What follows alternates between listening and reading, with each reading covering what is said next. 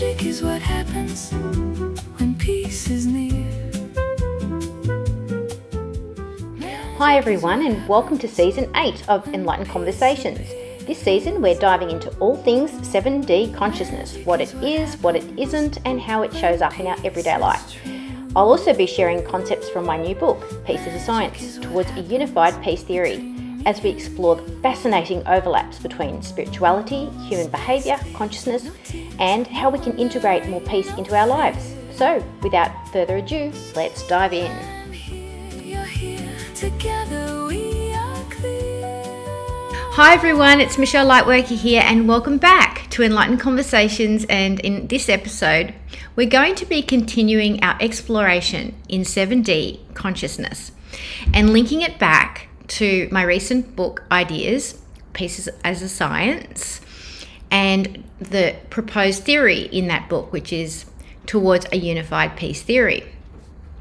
And if you caught episode 1, you'll know that we already opened up some fascinating conversations around peace, nervous system regulation, consciousness, and what happens when we begin looking at peace structurally rather than sentimentally. And today, we're taking that conversation even deeper.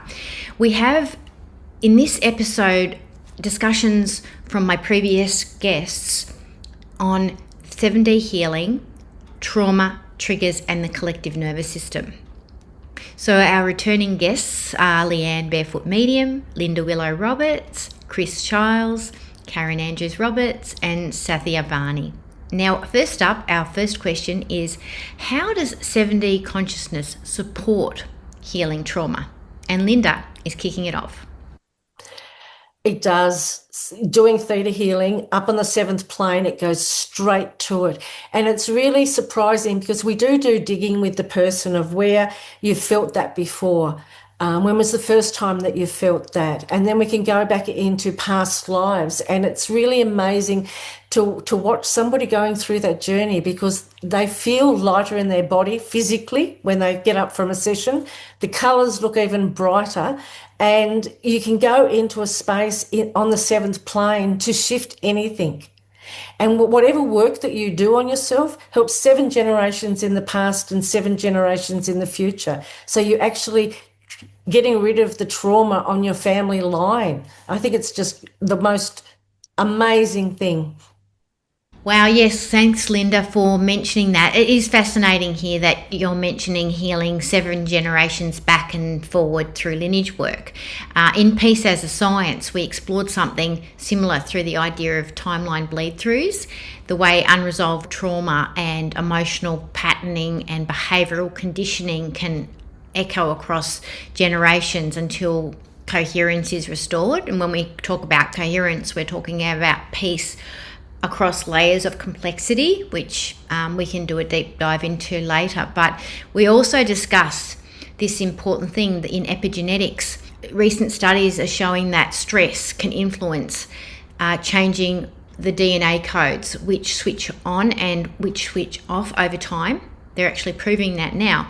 So what spiritual traditions have described symbolically through lineage healing, and science is now beginning to observe biologically through stress, regulation, and inherited survival patterns. Even in the womb, it's very interesting. Different language, but very aligned. Now let's hear what Leanne has to say about 7D consciousness and trauma healing.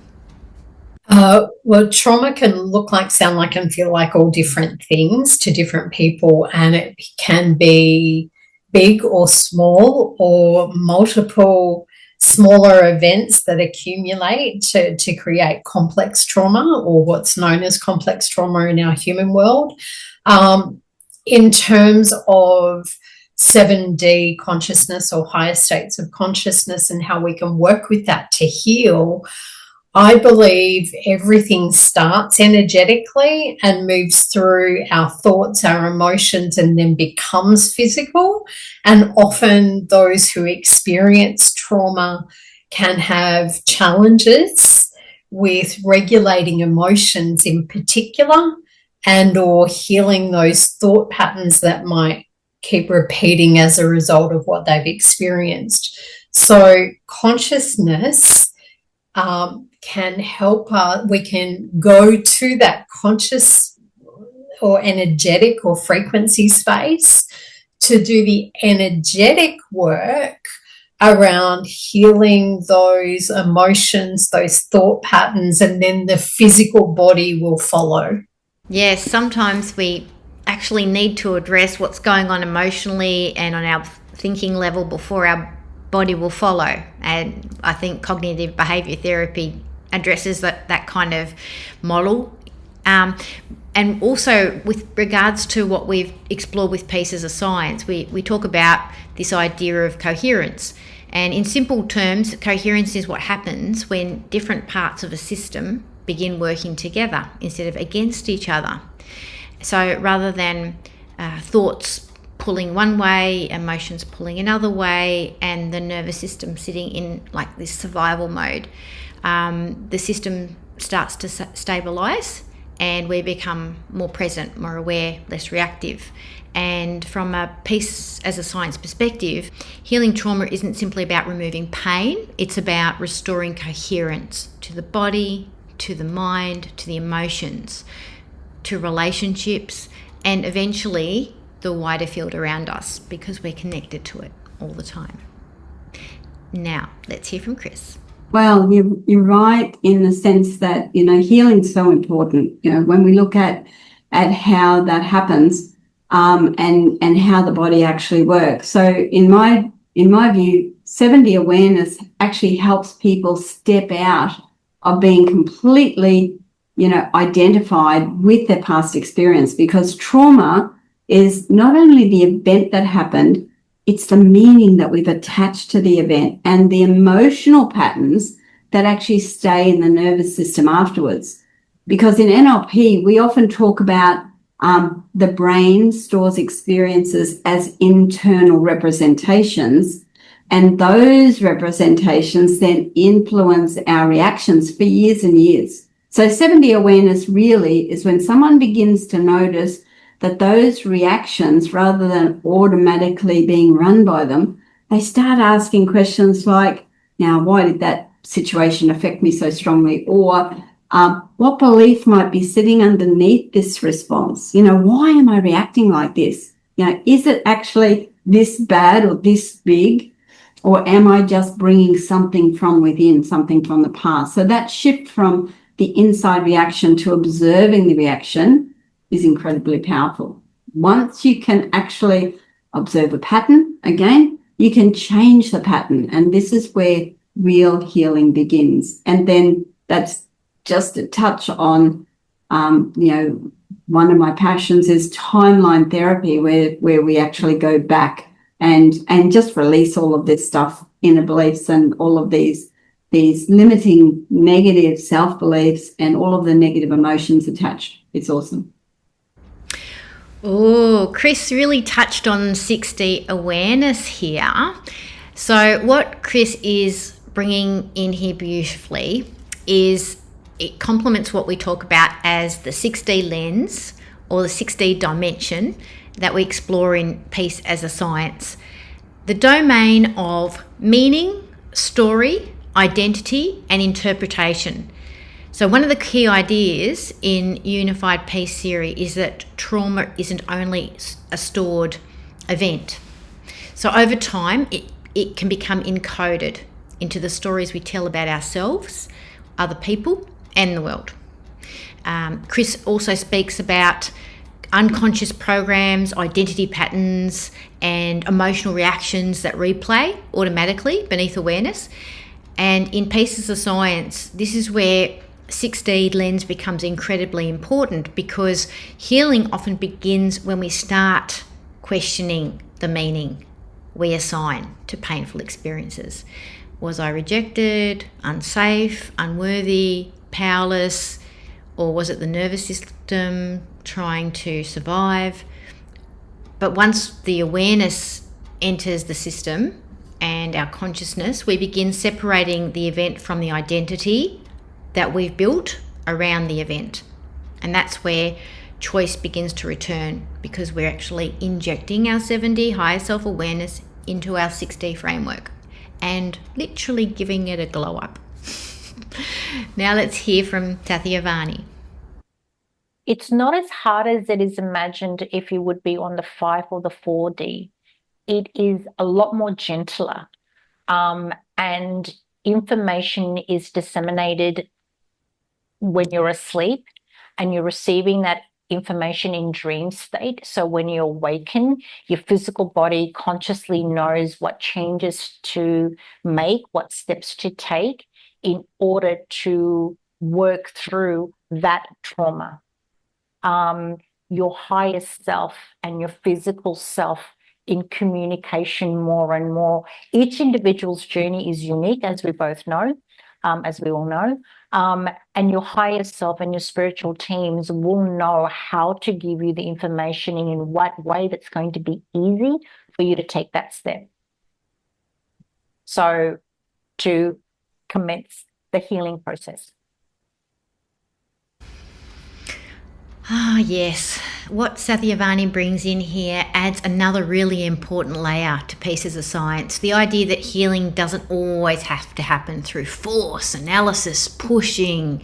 Sometimes healing happens through gentleness, through slowing down, having cocoon days, through safety, through sleep, through meditation, allowing our nervous system enough stillness to reorganize itself naturally. And peace does return when we remove that noise and that holding on too tightly.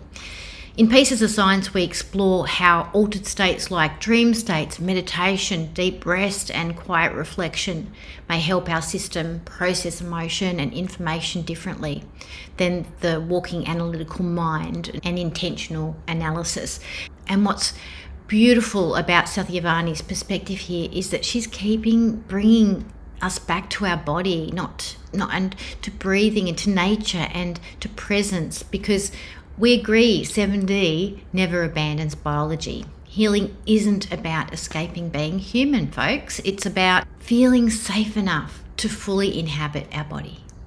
Finally, let's hear what Karen has to say about 7D consciousness and healing. Well, it supports healing trauma beautifully, because 7D consciousness is being immersed in a flow of healing energy of consciousness. Consciousness is always flowing. So I feel being aware of 7D consciousness means that we're open, we're allowing it to flow through. And so it is a healing energy, it is a healing frequency, and it naturally it brings energy healing into the body. So it's very important for healing.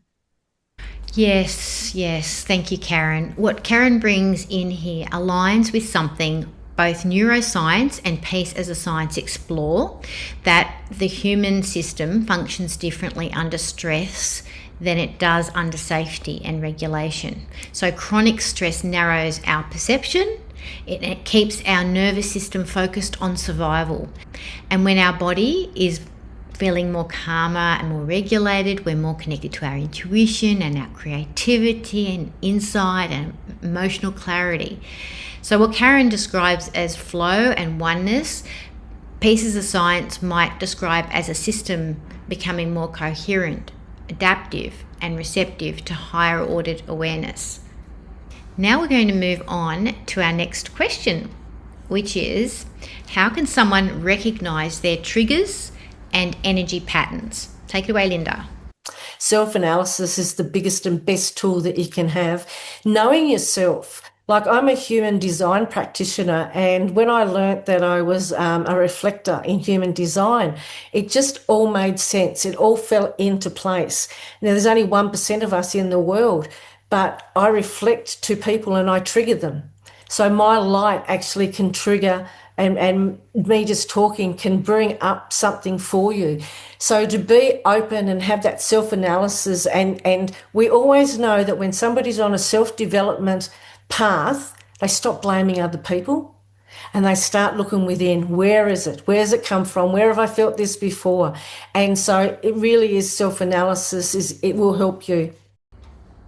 Whoever thought one of our darling peace stabilizers, responsibility, would actually be backed by science? Yeah, I know. Self-awareness is actually now backed by science. We have research in mindfulness-based stress reduction, or MBSR. We have cognitive behavioral therapy, or CBT. We have Polyvagal Theory and Neuroplasticity, and they all show that self-awareness helps interrupt automatic stress responses and allows the brain and nervous system to move from reaction into reflection. In simple terms, consciously observing our thoughts, our emotions, and triggers can reduce reactivity and support healing over time. Boom shakalaka. Let's move on to Leanne. Oh, recognizing triggers is a really good one. What I would say to people is, have an observation day. So observation is key, and the very first step in that healing process is observe what's happening in your physical world. What does your body do when you experience something that's a trigger or something that moves you out of energetic harmony? So, notice those things. Yes, Leanne, thank you for bringing us back to the body, because it's one of the most obvious ones, isn't it? When we're triggered, we feel it, like it hits our body. So having an observation day is an awesome idea. And it's also backed by polyvagal theory as well. They also suggest that the body, if you notice stuff going on in your body, it can help to alert you to what is triggering you. Next up, we have Chris. Triggers are actually useful little messengers, although they rarely arrive politely and on time. A trigger usually shows up when our emotional reaction is much larger than the situation itself. Someone makes a small comment and then suddenly we feel defensive or hurt or angry. That tells us something deeper has been activated. In NLP, we often explore the internal meaning someone's attached to this past event, because those meanings create our emotional patterns. And a simple way to recognize triggers really is to notice how your reaction feels. If it's disproportionate, and if it is, pause and ask yourself, okay, what story did my mind or my brain just create? And does this remind me of something earlier in my life? Curiosity, again. Curiosity just helps so many areas. And curiosity is the key here, because when people stop judging their triggers and start investigating them kindly and compassionately about themselves, they actually discover a huge amount about how their mind actually works. Yes, thanks, Chris. There's noticing where this might have felt connected to a past event is super important. Again, we're bringing back that 7D awareness to meet us at a different map of the world and help to support us in moving from there, shifting the meaning. Well done. Now let's hear from Satyavani. Interesting is that when you're actually fully operating in the 7D, you won't really feel the triggers. You may view something. Say, for example, if you've been living a life of sobriety for a very, very long time, and when you're actually working through that process and operating on the 7D, if you walked into a bottle shop to buy a present for somebody, it'd be like you're in a supermarket buying groceries. It has no effect whatsoever. There's no that trigger of, I need to get this. There's nothing. You become very indifferent to it. So you're aware, but it doesn't affect. It's like saying, oh, it's raining outside. Oh, it's not a fear of water. It's not a fear of rain. So it's there's a space of just pure, indifference. What a different point of view, but so true. So in Pieces of Science, we talk about how peace is recursive. It builds on itself. So like the more in our 7D awareness and our higher self-consciousness, the more we feel supported, coherent, regulated, calm, not triggered, and the actual distance between triggers and calm it just gets bigger and bigger. There's just a big distance. So yes, I can totally understand what you're saying. The more we build on this higher awareness, the more peace we feel, the more peace we have, the less we're triggered. It's kind of like a really good news story, a really good news story. Now let's move to Karen and see what she has to say. Being conscious. When we're unconscious, we're not able to be conscious of these moments, of these triggers, being able to acknowledge them. We know that that's a part that has stepped in to protect us. And so being able to acknowledge the part and see what we can do differently. What does this part need? So being conscious and even just coming back to breathing, being in the heart. What is it that I can do for myself now that I'm needing? Yes, Karen, thank you. What Karen's speaking to here is probably something we can all relate to, the aspect of ourselves that wants to step in and protect ourselves when we're triggered. And it might actually protect us from being triggered, or it might be the thing that's triggering us to protect us. We have the inner defender, we have the avoider, we have the people pleaser, the don't mess with me version, puts the big wall up. In shadow work and trauma healing, we also explore this in Peace as a Science. We find that we've created these parts of ourselves to keep us safe. And we talk about how we stop fighting them. We start trying to understand them and love them, and also bring supportive measures in to support them in better ways, in better coping ways through 7D awareness and our higher self. Because healing often begins the moment we realize that our reaction was protection, not necessarily punishment of ourselves or others. Now we're going to move on to our next question, which is what tools or practices can help us regulate our nervous system consciously? First up, we've got Linda. Well, there's so many things that you can do.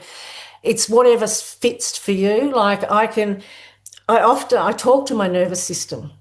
When I feel my vibration or that anxious, I've got to get this done, then I'm talking to myself, and I say, just relax, just, get out of that fight or flight, because we live in our subconscious 95% of the time. We're born with our subconscious needing to protect us. So whatever circumstances that we've ever been in, it's the fight or flight. And we really need to retrain and create neuro pathways to look for the positive, not just the negative. And so you can do meditation, you can go to the beach, you can play with animals. It's about raising your vibration, but it's about putting you and acknowledging what your body's doing physically. There's an emotion attached to that, and just knowing yourself well enough to go, okay, I'm feeling this. Why am I feeling it? And let's go into a breathing space. Just breathing in through your nose and out through your mouth takes you out of your head and back into alignment. So there's lots of things that you can do. That's so true, Linda. This is where it links beautifully to one of our principal stabilizers of peace, which is joy. And the neuroscience behind this is fascinating. So the more we actually consciously practice joy and gratitude and presence and compassion and things like that, we strengthen our brain. Our neuro pathways strengthen over time. They get stronger, like the little things go, they're easier to access. So the brain actually does get better at what it repeatedly does. So in this aspect, joy isn't just a nice emotion. It can become part of how we actually retrain the nervous system to recognize safety, connection, and possibility, instead of like constantly scanning for threat, which can also be embedded in our brain neuro pathways if that's what we're constantly doing. Let's hear from Leanne. I work with an emotional scale. And so there are vibrationally and energetically, some emotions are considered heavier or denser or more negative, I guess, than others. And so if we were working with something like shame, that's really low, heavy vibration.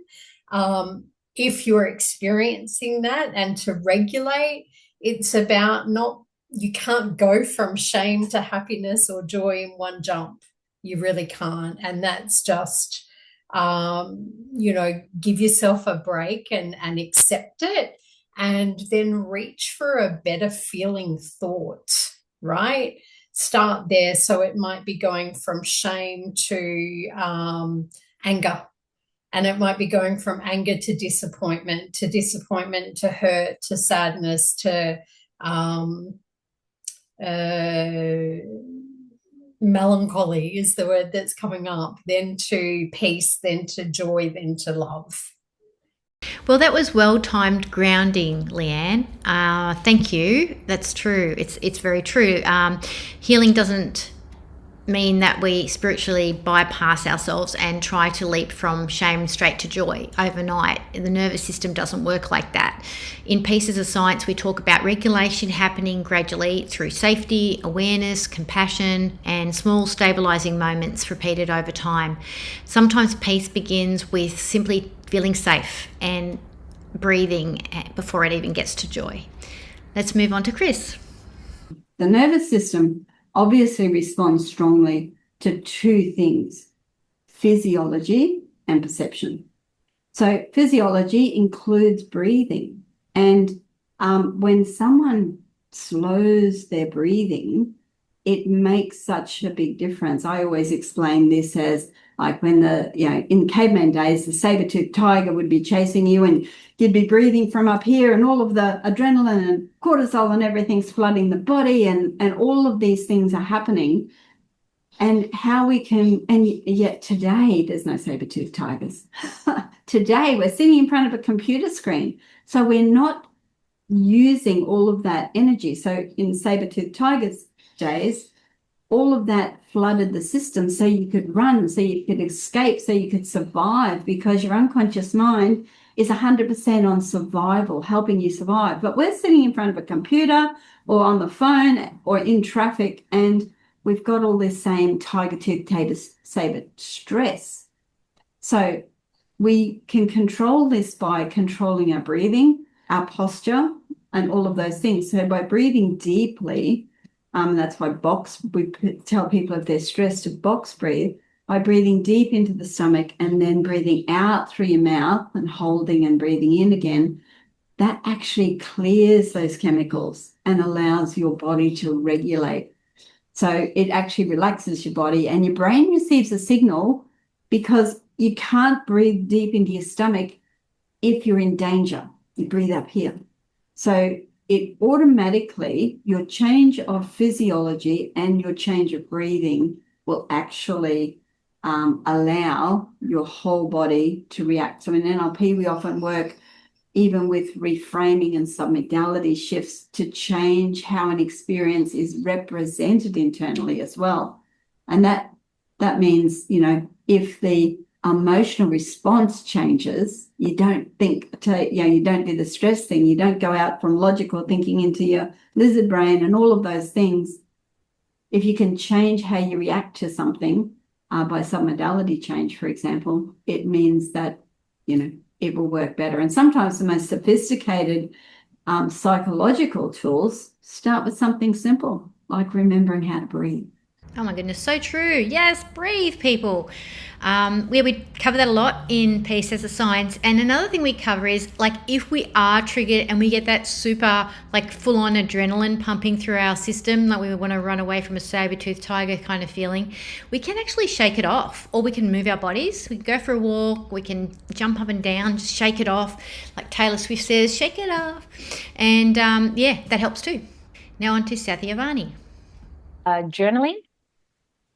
One of the things I teach with my coaching clients is that as soon as they wake up, I get them to do some tapping.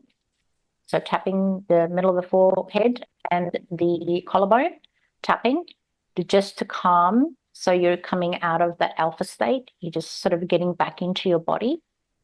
And I'll get them to, choose, like, I am safe, I am clear, I am safe, I am clear, I am safe, I'm good. And then I get them to straight away start writing down. It's like a brain dump. Start writing down whatever they're feeling, whatever their thought was, whatever they experienced in dream. Just write everything to the massive brain dump. And then when they finish writing, it's like close the book. Okay. And then we tackle it the next week. From that week, we tackle it the next week, and we go through each one of them and see if it's of any relevance to their current state of mind. And they go, oh my God, that used to affect me, but it doesn't really. Okay, great, cross it out. So that's part of the NLP programming on the 7D, to clear it out of your energy field and clear it out of your mind and clear it out of the physical body's programming. Oh, that's obsolete now. So that's one of the key tools to help empty it out. And you come into your true self, like all the different masks starts to come out one by one, one by one. So yeah, that's one of the main tools I use. Oh, I can so relate, Satyavani, to this whole idea of writing empties these things out and creates this space. So does. And we do cover this in Pieces of Science, you know, that the written word or journaling is backed up by science, because there is research around expressive writing and emotional processing that shows that it can help regulate emotions, reduce mental overwhelm, increase that self-awareness, that witnessing self, that high self, looking at the situation, injecting that 7D awareness back in. And we also explore how putting words to our thought processes can help move our experiences from emotional chaos into more meaning, more reflection, more integration. And sometimes writing things down is really the first step to helping our nervous system stop carrying everything all at once. Okay, now on to Karen. Definitely breathing. Breathing's a wonderful way, deep breathing. And it's the out breath that really allows the nervous system to soften and calm. EFT tapping, it's an amazing tool. It reprograms the brain. It calms the nervous system very, very quickly. Meditation, walking, doing things we love. It might be art for some people, and going into those spaces where we feel very calm. Yes, well, breathing and tapping. And the tapping, just for those of you who don't know, is the emotional freedom technique, and Satyavani and Karen both covered it. And it is around like accessing those acupuncture points and moving the energy through using the positive affirmations to help move that energy along. And that we do cover in our Pieces of Science. It's one of our tools. It's very, very helpful, especially with children as well, can be very helpful. And also, I just wanted to mention the breathing came back in with the out breath, and letting things go can be very helpful just on that out breath, just letting things go. But the most important thing I think I got from that, Karen, was whatever brings you that sense of calm, like it's an individual thing. And it's okay to be in our own little map of the world and find our peace map, because I feel like that's what the key is, to own that and be sovereign about it and choose that consciously and not compare our peace map to somebody else's peace map. Now we're going to move on to our fourth question, which is, how can personal healing ripple into collective consciousness? First up, we've got Linda. Well, I was talking about that the other day. Valentine's Day is a perfect example. I'm single and have been for a long time, but Valentine's Day gets me excited because everybody around the world is thinking love and romance and all of those things. So that just elevates humanity. So when you can get the mass consciousness together, the mass of people together, getting into a feeling of love, then it just ripples out around you. So the more people that step into that, the more that it benefits everybody and humanity. Well, I had to laugh when Linda said love amplifies, because I wrote a song about it actually, and I did it after the fact, after we did this interview, like weeks later, not knowing that that's something that she said. It kind of went out of my consciousness, but went in there somewhere, obviously, Linda. So, and in Pieces of Science, we explore how love is a stabilizing principle of peace, and that emotions like compassion, connection, safety, and love don't just affect individuals, because we co-regulate. In neuroscience, co-regulation research and even neuron theory all suggest that we constantly affect each other emotionally and physiologically, and our neurons mirror each other. So anyway, when you were talking about it amplifying I could think about my song and pieces of science would say that coherent emotional states can become contagious too. Yeah. Let's hear from Leanne. As humans, we're all made of energy and we all make up the energy on this planet. And so if we are all connected to self and others and all part of that universal consciousness, if I can say it that way, then anything that I do, law of attraction, energy science tells us what you put out comes back. Every action has an equal and opposite reaction. So what I put out, if that's anger and hate, then I'm likely to get anger and hate back somewhere in some way, shape or form in my world. So how it can, if I do my own healing around anger or shame or whatever it might be, and move myself into a space of acceptance and love and compassion, then that surely ripples to the next person and then the next person, then the next person. So what Leanne is talking about here is energetic exchange. The idea of what we put out into the field affects what comes back to us and vice versa. And we actually explore energy throughout pieces of science, but also with the science sitting right beside it, so that physics tells us every action creates a reaction, like Leanne had confirmed. Neuroscience shows emotional states influence the people around us, like we also talked about in mirror neurons. Nervous systems constantly exchange information, and we've also explored that through research with the Heart Math Institute and others. And so when Leanne speaks about becoming an energetic match for different experiences, pieces of science sees this as feedback loops playing out across biology, behaviour, relationships, and the wider field as well. Awesome. Now on to Chris. Well, human beings influence each other really far more than we realise. Our nervous systems actually co-regulate with the people around us. That's why it's really important. I've said for years, look at your herd. Who are you associating with? Because you become the median of who you associate with. And on the same token, your vibration picks up everyone else's vibration and you tend to regulate to the same. So if someone's anxious, reactive, or defensive, that emotional state can spread through the conversation. It can spread through families. It can spread.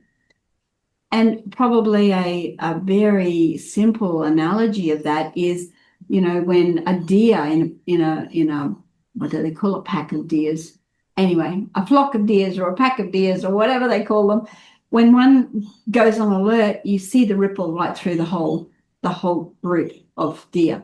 The same happens with us, although we don't know it. If someone's feeling stressed and distressed, we'll often catch it. Stress is a contagion. And however, the opposite to stress is kindness, funnily enough.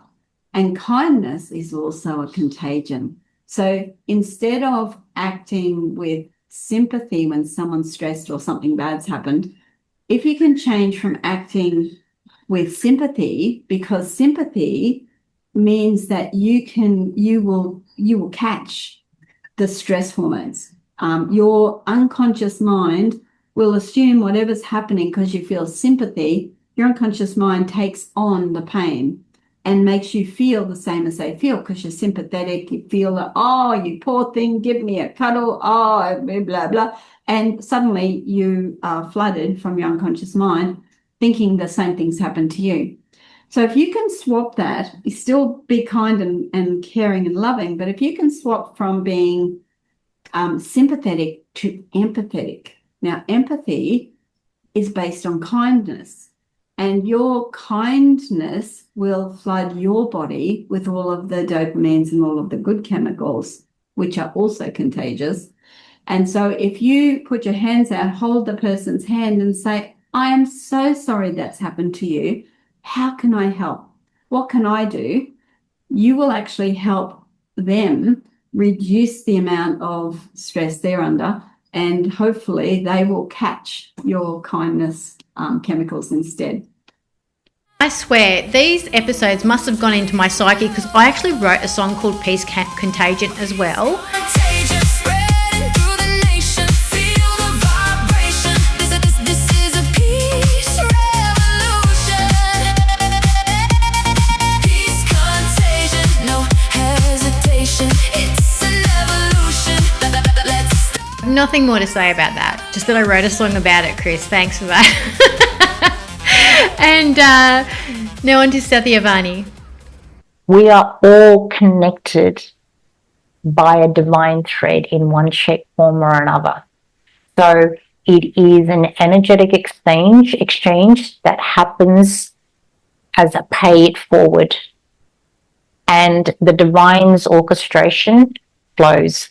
So we are having this conversation is already having a ripple effect energetically across the masses. We may not view it, but we will feel it. Why? Because we're feeling light. So it's already taking that effect. So the divine know. So we are connected in one shape, form, or another. It's the same as if you're watching a video of somebody, on social media that might be, getting hurt, and you automatically want to send them love and send them prayers. It is felt. It is received. Ooh, I love the golden thread. What a beautiful visualization, Satyavani. I love it. It's beautiful. And I think it's very, very symbolic because that's really what this whole series is exploring, the idea that we're far more connected to each other than we often realize, even if it's by a thread. And we're exploring peace, not as isolation, but as relationship to ourselves, each other, nature, consciousness, and the wider field we participate in, even when we don't even realize we're doing it. It might be that we get a sense we're connected and there's something tugging. And yet, as we grow more into our 7D awareness, we become aware of so many little golden threads connecting to all the different parts of us that create this beautiful grid. Now on to Karen. Well, when we're doing our own personal healing and taking responsibility for the parts of us that are needing some help, some healing, we then are different. We go into the world, we bring a different frequency in the way we communicate, our behaviours, our presence. And so that does radiate out into the world, into every person that we meet and come in contact with. We know what it's like if we're around someone who is really angry, how that ripples out and affects a situation. It's the same when we're at peace. That energy radiates out and affects others. Yes, I agree, Karen. It does. It's in every situation when we're around anybody. And we connect in with this idea in peace as a science with intentional serenity. The idea that peace isn't always passive. Sometimes it's consciously chosen and radiated outward. The energy that we carry as we understand this affects everybody and all the spaces that we walk into and all the conversations we have and the people around us. So we consciously choose that intentional serenity and embody that so that we can bring that out into the world more consciously. So now we are up to our fifth question. How does presence and awareness support deep emotional integration? First up, Linda. When I'm doing a workshop and I'm a spiritual teacher, I tell people that at the end of the workshop, I want you to forget everything that I've taught you. And I want you to go away and let it integrate to become what it needs to become to you, because the Creator doesn't need another me at my vibrational frequency. They need you vibrating at your level. And when you allow that integration to take place, it's the stillness. So if you're listening to your body and you're going into the spiritual flow, then you know when you need to break, when you need to have a rest. You don't give yourself a hard time for laying on the couch and watching Netflix if that's what your body is telling you to do. Or it might tell you to go and go for a walk, go somewhere that you've never been before. It's the integration and the awareness of allowing the spiritual flow to happen and not trying to control it, and getting out of your head and not try and control the outcomes and what you think it should look like. Yes, we find our own map, and our integration is part of that process. The more things we do, the more we need to take time to just assimilate it. And if we've gone through an awakening or a mystical emergence that we talk about in Peace as a Science, we need time to integrate. And sometimes that means keeping things really basic and simple and just letting things bubble up. And sometimes that means doing lots of creative expression work. Sometimes it means dancing or creating an album like I did after writing Peace as a Science. Actually, I created 2 albums because I really wanted to integrate the knowledge into my body. It just looks like really different for everybody. And now on to Leanne. Observation is step 1, presence, and being able to acknowledge what's going on for you or for others around you is key to integrating. You cannot integrate without observing, being present to it, accepting, and then making a choice and a decision to actually bring that new energy in and integrate it so that you can be that new version of you. I like the emphasis on be that new version of you, because it is about embodiment, isn't it, Leanne? And it does take that time with your higher self to be aware of what's changed, what's coming in that's new, really fully owning it and separating it out from any resistance. Maybe dealing with resistance is part of that integration process, and really embodying it and allowing it, owning it into your new reality. And next up, we've got Chris. So presence is the ability to notice what you're feeling without immediately trying to escape it. So many people were taught to suppress our emotions because they're uncomfortable. Boys were told, don't cry, boys don't cry, things like that. However, emotions actually need acknowledgement before they can move through the system, or before we can move through that emotion. You actually have to acknowledge it, accept it, hold it, examine it. And when someone therefore becomes present with their experience, they can recognize, this is anger or this is fear. Rather than becoming completely overwhelmed with it, the awareness actually separates the person from the emotion, just enough for them to respond more intelligently. So in NLP, we actually say the moment we can observe a state, you're no longer completely inside the state. That small shift is actually enough to create space for either integration or change. Yes, Chris, and we do talk about that, the astral self or the emotional self, and being able to hold that self in a space of support, compassion, observation, and that way it doesn't take over and run the story. It is part of understanding and expressing itself so that we understand what's going on and where this has come from. But ultimately, it's not the be-all and end-all of our experience.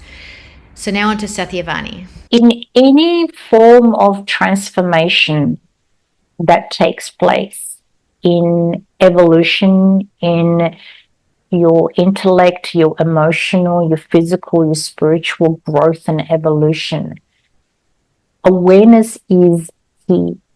When you are aware of something or a situation, when you are aware, your body, your psyche knows automatically how to behave, how to conduct yourself. Awareness, or the type of awareness you have on a higher consciousness, brings in that peace energetically.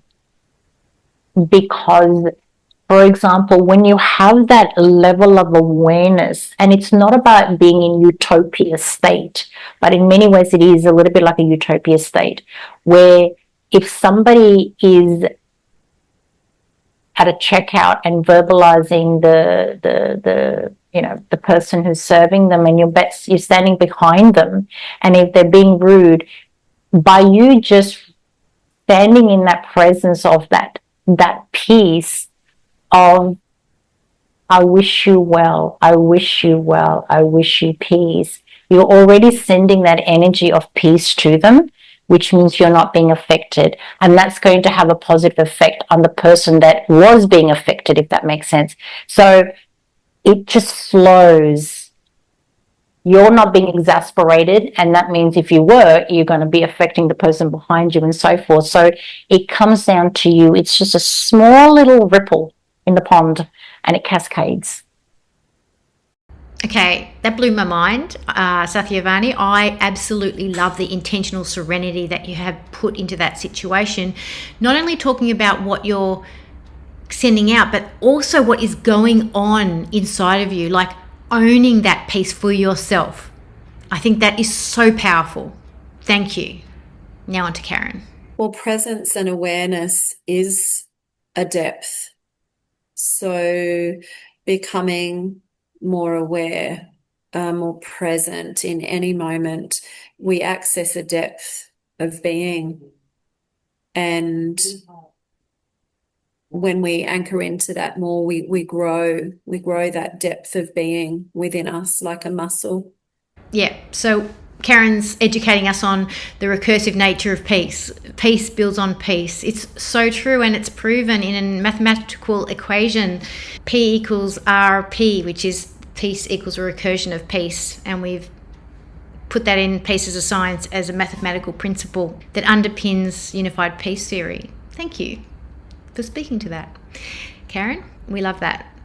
And now we're moving on to our final question, which is any daily practices or exercises that you can recommend for ongoing healing. Come on, bring them on. First up, we've got Linda. And I'm not going to say meditation because I don't meditate all the time. But what I do is, again, listening to your body, mind, body and soul. Some days, if there's no momentum, I'll go to the gym and I'll get on the treadmill to create momentum. Other days, I'll need to go down to the ocean, stick my feet in and go, okay, I'm letting it go. I have Celtic baths.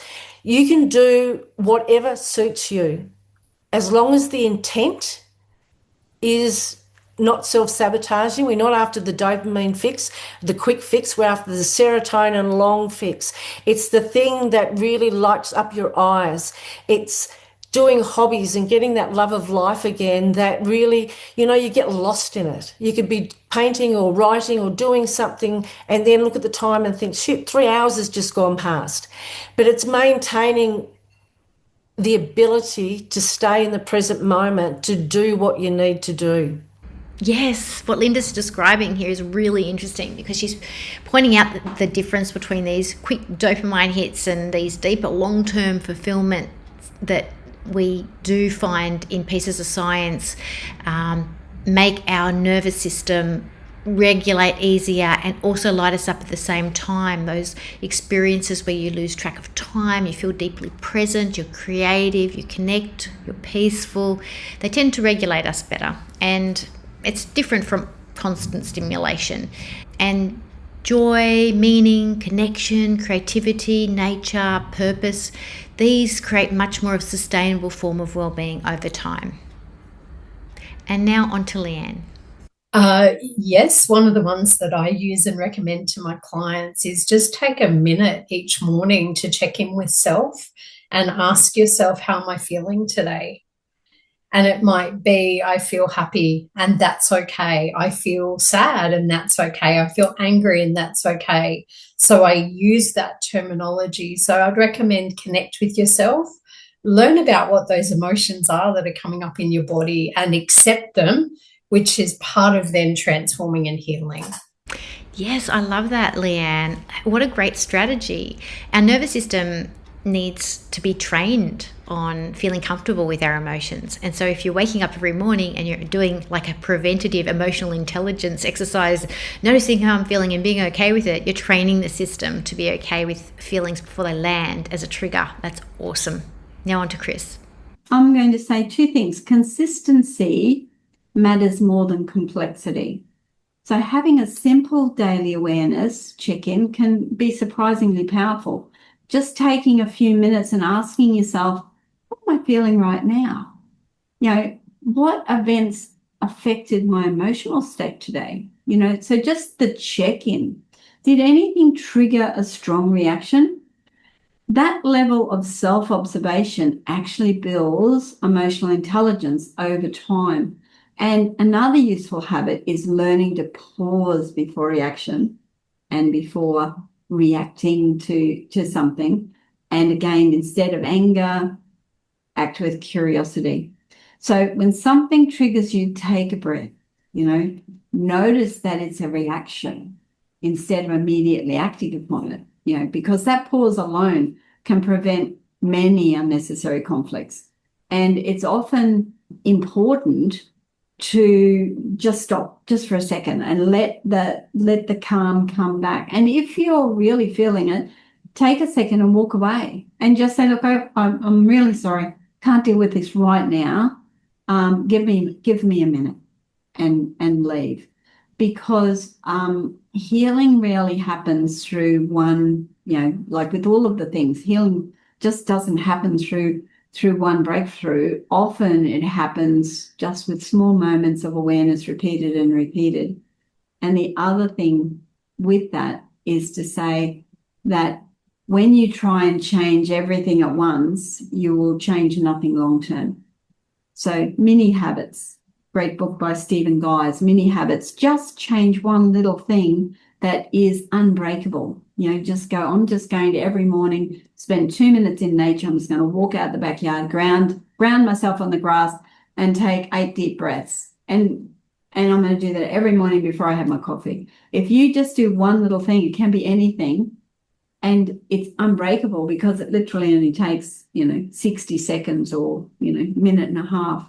If you can do something, it will unbreakable, and it becomes a pattern, and then you can habit stack, which from our James Clear's Atomic Habits, when you habit stack, it means once that's a habit, once it's an unbreakable habit, you can then add maybe some gratitude with that, and so on and so forth. So yeah, habits will change your life as well.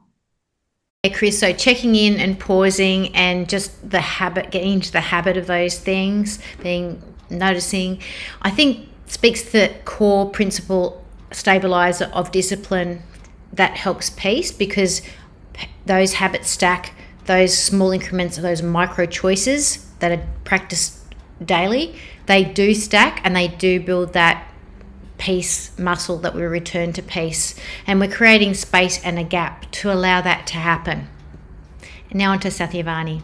Just daily connection with oneself. You don't even have to repeat a specific affirmation or a specific mantra or anything like that.